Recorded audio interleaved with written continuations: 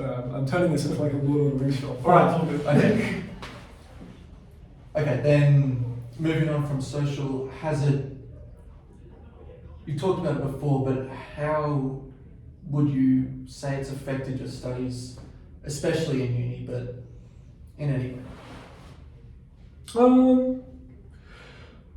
Look, there's probably an aspect of playing fast-paced video games that has probably lowered my attention span, which definitely hampers focus in like class, and particularly outside of class when I'm doing like self-maintained study, because it's like difficult to like stave off the like, oh, I just want to play like a quick game, and like there's definitely like an addiction aspect that is there. So like there's also that like you're kind of fighting off. I think by and large I've gotten pretty good at managing that throughout my uni time. Again, because like uni has become like self-sustaining in terms of motivation. It's not me being like, no, I should do this because like I get my HSC, and then if I get my HSC, then I get to uni, and then if I get to uni, I get to do something I enjoy. And it's like I'm actually up at the stage where I'm enjoying it. So I think there's probably like a small amount of damage it's done to my general like attention span because I've played so much video games across such a large time. In terms of time management, I'd say I'm capable of being like, I can't afford to play video games today, I need to do uni work. I am, however, less capable of saying I need to get off at a reasonable hour because sleep is a good thing, and I need to be like, well, like rested for tomorrow. That's slightly more difficult, and being tired probably does affect my uni. I can't really feel it affecting it so much, but I'm sure once I get back into a more healthy sleep cycle, it will be quite obvious how that's giving more benefits to me. Yeah. So when you said you were like at home staving off the urge to play, do you have like a schedule or something? Do you have some way to say like, this is time for uni, this is time? So I have motor dyspraxia, which means my mind is quite disorganized, and I tend to get like signals mixed up, and that can make things difficult in terms of like doing day plans and like sticking to schedules and stuff like that. It just like it doesn't help, and it doesn't help either because if I sort of blow out in terms of time with schedules, then I feel bad about it, and then that hampers my motivation. So it's not actually enhancing my productivity in any way. So usually I have like fairly unstructured days, which then allow for me to be like, okay, I can improvise like a little bit of a break in here, play some games, eat some food, and then go back to studying. But I think in terms of staving off like playing video games, it hasn't really been that hard of a choice to be like studying versus playing video games, because if I'm at uni, it's like a no-brainer that it's like Jack is here to study, because it's like it's a 90-minute trip back home, right? Like I'm pretty committed enough where I've like chunked that time out of my day to like actually spend the time wisely here, and that makes it like a pretty easy choice. Also, I don't have access to my computer obviously, and I don't bring my Switch because that'd be insane. And then when I make the trip home, it's like a reward system. It's like a reward, and so that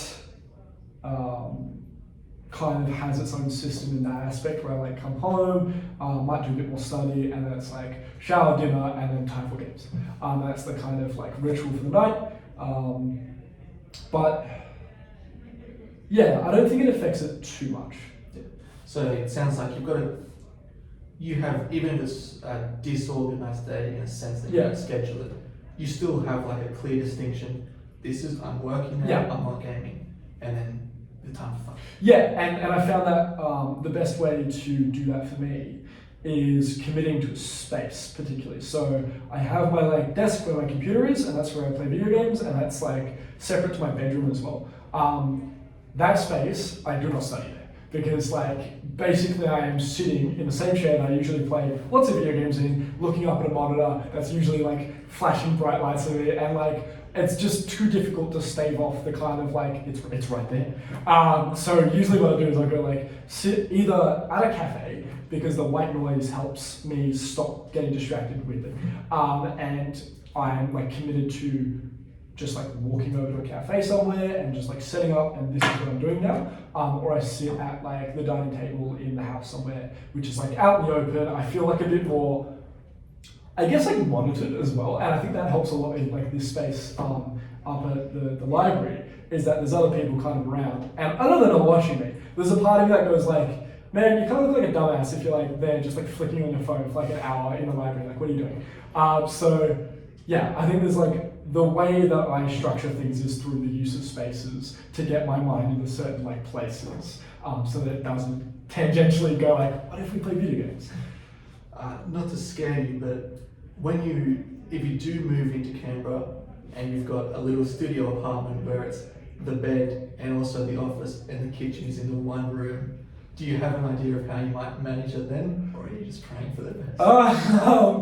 Well, I think like I've become a lot more diligent over the years. I used to be like, no, I wasn't like out of control or anything, but I just so didn't care enough about school enough that I just couldn't structure my life because there was not the motivation there. I think by and large I have the motivation to be disciplined now that I could probably manage doing that, because like what would probably happen if you were to like do a hypothetical is that like Jack would move to Canberra, he'd like do the first semester, he'd get through the first rounds of assessments barely by the skin of his teeth, might not pass a couple because he wasn't diligent enough, and it'd be that kind of like wake up call where I'm like, okay, I gotta get like something in here that structures it in a new way that like stops me from doing that.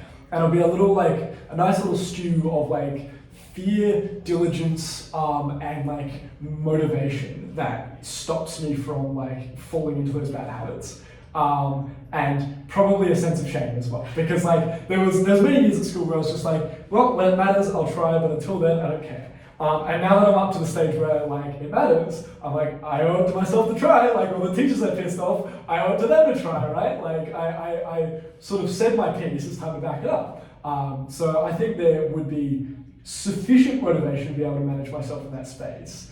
But hopefully I would either be staying with my girlfriend or with my dad because he's thinking of also moving to Canberra. So that would hopefully allow for a space that's a little larger and more collaborative, which allows more like, just like that idea of being monitored, which helps with the whole like not falling into bad habits essentially.